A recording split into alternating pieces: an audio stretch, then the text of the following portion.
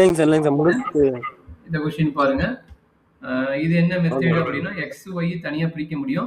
அப்போ இந்த மெத்தட் பார்த்தீங்கன்னா செப்பரபிள் வேரியபிள் மெத்தட். ஓகேங்களா? இது வந்து வேரியபிள் ஓகே செப்பரபிள் மெத்தட். இந்த மெத்தட் வந்து வேரியபிள் ப்ரீவியஸ் போடணும் அந்த ஐடியாவில் போட முடியாது. அந்த ப்ரீவியஸ் மெத்தட் வேணும் லீனியர் டிஃபரன்ஷியல் ஈக்குவேஷன் மெத்தட். இது வந்து வேரியபிள் செப்பரபிள் மெத்தட். ஓகேங்களா? Variable separable method. சரியாப்பா? எக்ஸ் ஒய் தனியாக பிரிக்க வேணும். அப்போ என்ன பண்ணணும்?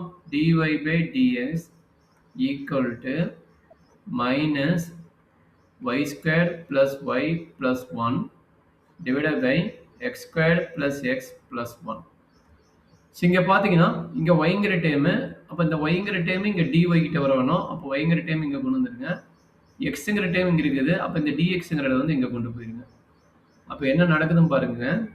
dy divided by y squared plus y plus 1 equal to minus dx divided by x squared plus x plus 1. சரிங்களா? அப்போ எக்ஸுங்கிற வேல்யூ ஒரு பக்கம் இருக்குது, ஒய்ங்கிற வேல்யூ ஒரு பக்கம் இருக்குது. அப்போ இன்டெக்ரல் கண்டுபிடிங்க.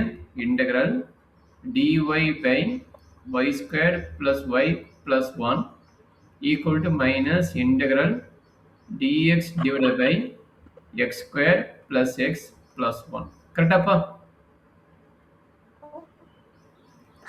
சரி, இன்டெக்ரல் dx dy அது dy divided by ரொம்ப இம்பார்ட்டன்ட் ஸ்டெப் போடுறேன். அதனால தான் இந்த ப்ராப்ளம் 8 மார்க்கில் கொடுத்துக்கிறாங்க. இதுக்கு டைரக்ட் ஃபார்முலா கிடையாது. அதனால நான் எழுதுற மாதிரி பார்த்துக்குங்க. இந்த ரெண்டு டேம் மட்டும் பேர் பண்ணிக்கிங்க. இந்த ஒன்றை வந்து வெளியே வச்சுக்கோங்க. இந்த ரெண்டு டேம் பேர் பண்ணும்போது என்ன கிடைக்குன்னா y ஸ்கொயர்ட் பிளஸ் ஒய்னு வரும். அப்போ இதுக்கு என்ன ஃபார்முலானா கம்ப்ளீட்டிங் ஸ்கொயர் மெத்தட் இதுக்கு பேர். இது வந்து என்ன ஃபார்முலா அப்ளை பண்ணணும்னா a plus b whole square ஃபார்முலாவுக்கு அப்ளை பண்ணணும். அதனோட formula a square plus 2ab plus b square. அப்போ இங்கே இருக்கிற டேம் வந்து நான் அந்த ஃபார்முலாக்கு மாற்றணும். அதே மாதிரி ரைட் ஹேண்ட் சைடு இந்த ரெண்டு டேம் பேர் பண்ணிவிட்டு அதே same idea a plus B the whole square ஃபார்முலாவுக்கு கன்வெர்ட் பண்ணணும். எப்படி லெஃப்ட் சைடு பண்ணுறனோ அதே மாதிரி தான் ரைட் சைடு. எப்படி பண்ணுறேன்னு பார்த்துங்க. லெஃப்ட் சைடு அதே ஒர்க்கு ரைட் சைடு அப்ளை பண்ணுங்க, ஈஸியாக இருக்கும். சரிங்களா? அப்போ integral dy divided by a squared. a ஸ்கொயர்னா ஒய் இருக்குது, அப்போ ஒய் ஸ்கொயர்ட் ப்ளஸ் 2 இன்ட்டு 2 இல்லை இந்த இடத்துல. இங்கே பாருங்க, இந்த இடத்துல 2 இல்லை, பட் நான் இன்ட்ரடியூஸ் பண்ணுறேன் 2 இன்ட்டு ஒய். அப்போ நான் இங்கே 2 இல்லாத இடத்துல நான் 2 இன்ட்ரடியூஸ் பண்ணிட்டேன். அப்போ என்ன பண்ணணும்? 2 மல்டிப்ளை டிவைட் பண்ணணும் 1/2. சரிங்களா? அப்போ பாருங்க 2ab 2ab. அப்போ 2 இங்கே இல்லை, இன்ட்ரடியூஸ் பண்ணிவிட்டு ஒய் போட்டுட்டேன். ஒய் வந்து a, இந்த 1/2 வந்து மல்டிப்ளை பண்ணிக்கிறேன். அப்போ அடுத்தது என்ன வேணும்? பி ஸ்கொயர் வேணும். அப்போ இதுதான் a, இதுதான் b. அப்போ பி ஸ்கொயருங்கிறது இல்லை. ஆனால் என்ன பண்ண போகிறேன்? 1/2 பி ஸ்கொயர் இன்ட்ரடியூஸ் பண்ணுறேன். Add and subtract for 1/2 whole square. 1/2 the whole square. வெளியே பார்த்தா ப்ளஸ் 1 இருக்குது, அந்த ப்ளஸ் 1 போட்டுக்கோங்க. சரிங்களா? இதுதான் லெஃப்ட் சைடு பண்ணுறது. இதே கான்செப்ட் தான் ரைட் சைடு இருக்குது. ஒய்க்கு பதிலாக எக்ஸ்ன்னு அப்ளை பண்ணுங்க. அதே ஐடியாவை எக்ஸுக்கு போட்டுருங்க. அப்போ இன்டெக்ரல் டிஎக்ஸ் டிவைடட் பை அதே ஐடியா தான் X whole square plus 2 into X into 1/2 plus 1/2 the whole square minus 1/2 the whole square. இது வரைக்கும் முடிச்சுட்டா வெளியே வந்து ப்ளஸ் 1 இருக்குது. சரியாப்பா? ஆமாங்க சார். சரி, அப்போ இங்கிருந்து இது வரைக்கும் என்னன்னா a plus B the whole square formula. அப்போ என்ன கிடைக்கும்? Integral dy divided by y plus 1/2 the whole square minus 1/4 plus 1 equal to integral dx divided by இங்கிருந்து இது வரைக்கும் பார்த்தீங்கன்னா x plus 1/2 the whole square minus 1/4 plus 1.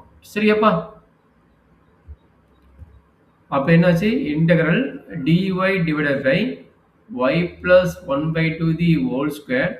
இது 4 minus 1 வந்து 3ன்னு வரும். அப்போ plus 3/4 that is equal to integral same process இங்கே integral dx divided by x plus 1/2 the whole square plus 3/4. சரிங்களா? அப்போ நம்ம இந்த 3/4 நம்ம என்ன பண்ணணும்? ஸ்கொயருக்கு மாற்றணும்.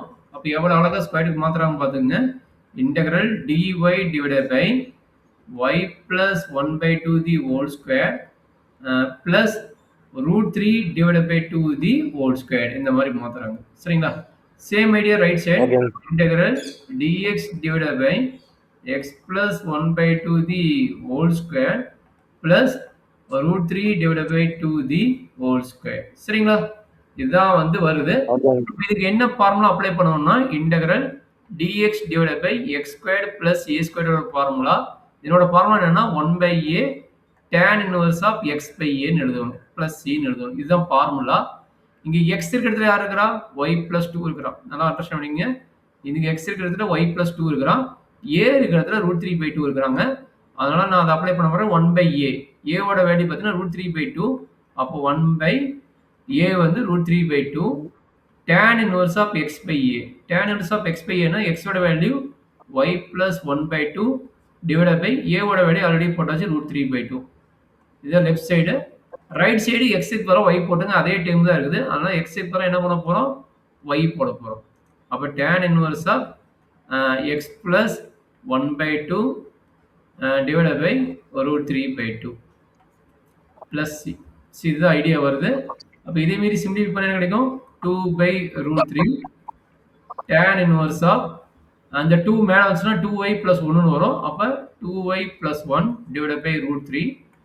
அதே மாதிரி அங்கேயும் போய்க்குங்க 2/√3 tan inverse of 2 மேல போயிடுச்சுன்னா 2x plus 1 divided by √3 plus c. இதுதான் நம்மளுடைய ஃபைனல் ரிசல்ட். இதுல ஏதாச்சும் டவுட் இருந்தா கேட்டுங்க. ரொம்ப இம்பார்ட்டன்ட் ப்ராப்ளம். இதை கேட்கக்கூடிய சான்ஸ் இருக்குது. ஒரு 2-3 டைம் போட்டு பார்த்துட்டு நாளைக்கு போய் எழுதிடுங்க. சரியா? சரியாப்பா? ஓகேங்க சார். ஓகே, காப்பி பண்ண பார்க்கலாம்.